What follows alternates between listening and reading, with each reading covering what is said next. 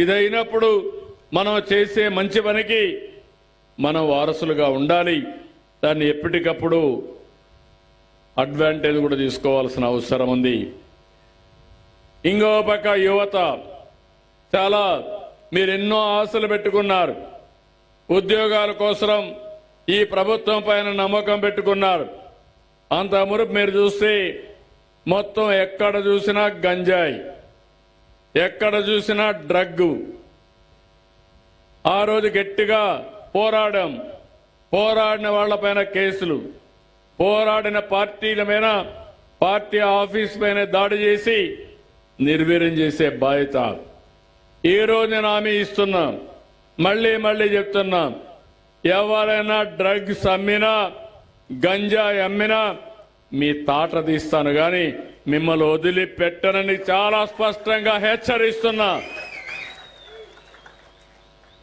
ఓసారి గంజాయి సేవించిన వాడు, డ్రగ్లు వాడే వ్యక్తికి భార్యకు పెళ్ళానికి, భార్యకు తల్లికి వ్యత్యాసం తెలియకుండా కడాని నేను చూస్తే బాధేస్తుంది.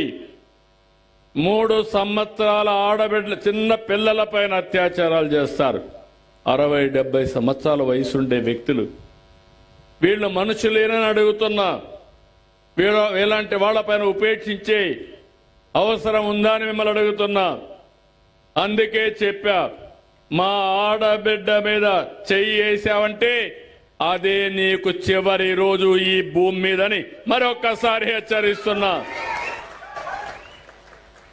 పోలీస్ వ్యవస్థ కూడా నేను స్పష్టంగా చెప్తున్నా, తొందరలోనే మీరు చూస్తారు. ఎక్కడ చూసినా టెక్నాలజీతో సీసీటీవీ కెమెరాలు పెట్టి ఎవడైనా ఇలాంటి పని చేస్తే 2 నిమిషాల్లో వాడిని పట్టుకుని ఏం చేయాలనో చేసే బాధ్యత నాదని మరొక్కసారి మీ అందరికీ ఆమె ఇస్తున్న. ఎవరిని వదిలిపెట్టను, రౌడీజాన్ని సహించను, ఎట్టి పరిస్థితుల్లో ఉపేక్షించాం. అందుకే ఆ విషయాలు కూడా ఇంకొక పక్క మీరు చూస్తే ఈరోజు నేను చేసే పనులన్నీ కూడా ఎప్పటికప్పుడు నిరంతరం కొనసాగాలి. సస్టైనబిలిటీ ఉండాలి. ఆడంబ సూరత్వం పనికిరాదు. చెప్పిన మాట నిలబెట్టుకోవడానికి ప్రయత్నం చేస్తా ఉంటే రాక్షసుల మారిగా ఈ పవిత్రమైన యజ్ఞాన్ని భగ్నం చేయాలని అన్ని విధాల ప్రయత్నం చేసే పరిస్థితికి వచ్చారు. ఈరోజు మన కేంద్రం సహకారం ఇచ్చింది. మొన్న ఎన్డీఏగా కలిశాం. 3 పార్టీలు కలిసిన తర్వాత ఢిల్లీలో కూడా మన పరపతి పెరిగింది. అమరావతికి డబ్బులు ఇచ్చారు.